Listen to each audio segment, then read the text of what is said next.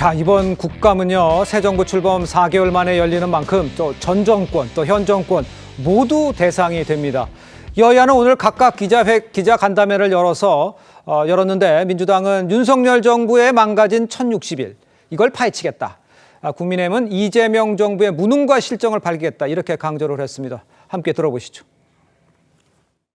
민주당은 우리가 야당이라는 자세로 윤석열 정부의 망가진 1060일을 철저히 파헤칠 것입니다. 또 민주당은 우리가 여당이라는 책임감도 잊지 않고 국민의힘이 무너뜨린 국정에 대해 차원이 다른 대안을 제시할 것입니다. 우리 당은 이번 국정감사에서 이재명 정권의 총체적인 무능과 실정을 하나하나 밝혀내도록 하겠습니다. 107명 의원들 모두가 민생 싸움꾼이 돼서 치열하게 지적하고 끝까지 바로잡고 제대로 대안을 제시할 것입니다. 그러니까 이번 국감이요, 내년 6월 지방선거 성패, 여기가 이제 또 최대 분수령이 될 것이라는 전망이 나오고 있는 이 상황이기 때문에 뭐 여든 야든 한치도 물러설 수 없는 그런 장이 되겠네요. 예, 그렇죠. 뭐 내년 6월 달 지방선거가 사실 정권의 입장에서도 상당히 어떻게 보면 향후 국정 운영에서 중요한 분수령이 될 수 있는 만큼 이게서 일종의 정부의 주도권을 빼앗기지 않겠다는 생각을 분명히 할 수밖에 없는 것이고요. 네. 반면에 야당 입장에서도 이 지금 이 여당의 의석수를 동원한 이 소위 개혁 입법에 대해서 나름대로 정치적인 일종의 그러니까 그 저항할 수 있는 동력을 확보하기 위해서라도 국정감사에서 성과가 상당히 중요하다고 볼 수밖에 없기 때문에 양측의 강한 충돌이 지금 예상이 되는 것은 당연해 보입니다만 그럼에도 불구하고 결국 국민들의 입장에서는요, 과연 이 국정감사를 통해서 지금 나라의 발전과 더 나아가서는 민생의 삶을 얼마나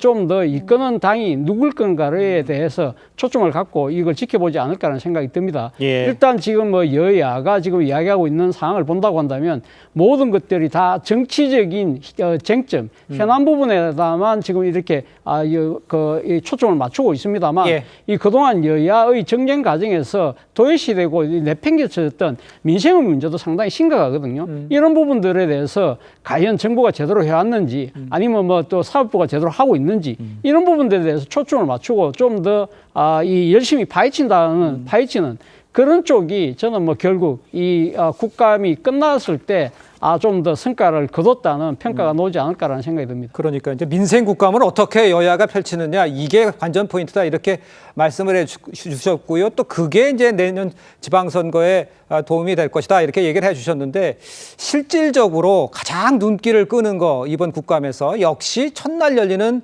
대법원 국감일 겁니다. 여야는 오늘도 이 조희대 대법원장 증인 출석을 놓고 강하게 맞붙었는데 직접 한번 들어보시죠. 전가의 보도처럼 이야기하는 사법부의 독립, 삼권 분립은 보호받을 가치가 있을 때 보호받을 것입니다. 내란 재판이 침대 재판이 되지 않도록 그 모든 조치를 취하겠다라고 하는 그 간단하고 당연한 말 한마디를 하지 못하는 대법원장이 이번 주에 국회의 국정감사에 책임 있게 임하기를 다시 한번 촉구합니다. 민주당은 법이 정한 한계를 넘어 사법부의 영역에 개입하려 하고 있습니다. 명백한 월권이자 헌정 질서를 흔드는 중대한 위헌 행위입니다. 집권 여당이 사법부를 협박하는 동안 이재명 대통령은 방관으로 동조하고 있습니다. 사법부 길들이기를 묵인하는 순간 사법 말살의 공범이 되는 것입니다. 자, 우리 서 부대변인께는 이렇게 여쭤볼게요. 조희대 대법관 나올지 안 나올지 오고 봐주시고 어떻게 해야 된다고 보세요?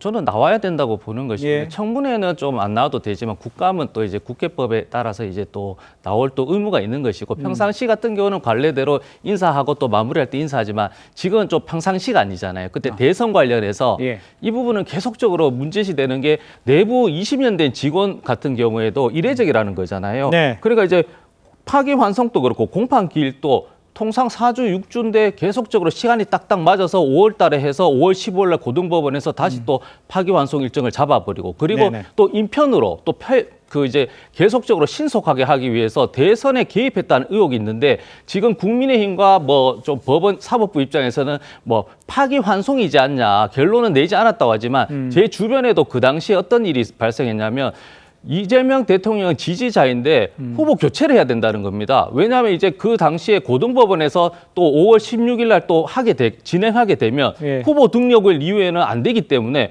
이재명 대통령보다는 또 후보가 없는 상황이 있다. 그러면 이게 대선 개입에 영향이 있는 것이거든요. 그리고 그러면 저는 조희대 대법원장이 문제가 아니고 그럼 이 사항이 향후에 이런 사항이 발생했을 때는 똑같이 할 것인지 그래서 일반 국민들은 내 사건도 이렇게 좀 빨리 해줄 수 없는지 계속적으로 문의가 온다는 거거든요. 그래서 알겠습니다. 이런 부분은 예. 좀 신속하게 가버리고 본인이 왜 이런 취지에 대해서 설명할 의무가 있다. 그래서 저는 꼭 굳이 참석 여부를 떠나서 이 부분만 설명하면 된다. 예, 여기에 알겠습니다. 초점을 맞춰야 된다. 조희대 대법원장이 어떻게든지 설명은 해야 될 필요가 해야죠. 있다는 당연히 지적을 해야죠. 해주신 네. 것 같아요. 일단요, 나오거나 안 나오거나 뭐 잠깐 나와서 앞에 인사만 할지 이건 모르겠는데 일단 그 여부와 상관없이 수요일에는요 여당 주도로 이 대법원 청사 현장 국감이 진행이 됩니다. 그러니까 통상적으로 청사 4층 대회의실에서 국감이 진행될 것 같은데 조 대법원장이 이날도 국감에 참석하지 않으면 글쎄 대법원장 직무실까지 찾아갈지 뭐 이런 상황도 벌어질지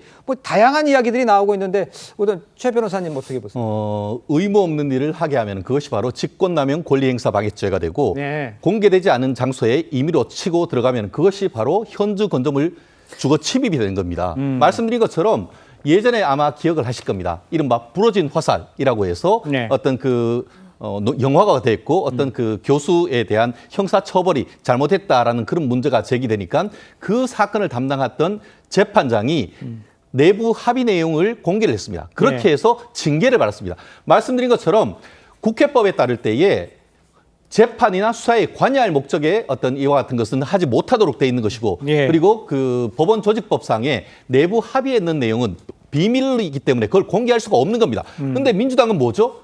그걸 요청할 수 없음에도 불구하고 범죄를 저지르라고 지금 다그치고 있단 말이에요. 그것이 바로 법적으로 해서는 안 되는 것을 강요하는 것. 그게 바로 직권남용 권리행사 방해죄가 아닙니까? 제가 만약에 국민의힘 국회의원이라고 한다고 하면 오히려 민주당이 이와 같은 행위에 대해서 직권남용 권리행사 방해죄로 고소하겠다고 할 것이고 나아가 15일 날에 지금 법적으로 재판의 내용, 그 당시에 있었던 5월 초에 있었던 그 전원합의체 이재명 전 그 민주당 대표에 대한 것을 보기 위해서 컴퓨터를 보기 위해서 간다고 하면은 그것은 불법 행위이기 때문에 그 자체고 현주 건조물, 현주 침입이 되는 겁니다. 주거 네. 침입이 되는 겁니다. 어떻게 이렇게 법을 만드시는 분들이 이런 법을 지키지 않으려고 하는 얘기를 하는 것인지 그 자체가 지나친 어떻게 보면 쇼다라고 생각을 하고 과연 이것이 이재명 대통령 정부에게 도움이 되는 것인지 아니면은 지금에 있어서의 어떤 그 정청래 당 대표의 자기 정치인지 아마 이에 대해서도 내부적으로 분명히 문제 제기를 하고 있는 민주당 국회의원들도 있을 것이라고 생각을 합니다. 알겠습니다.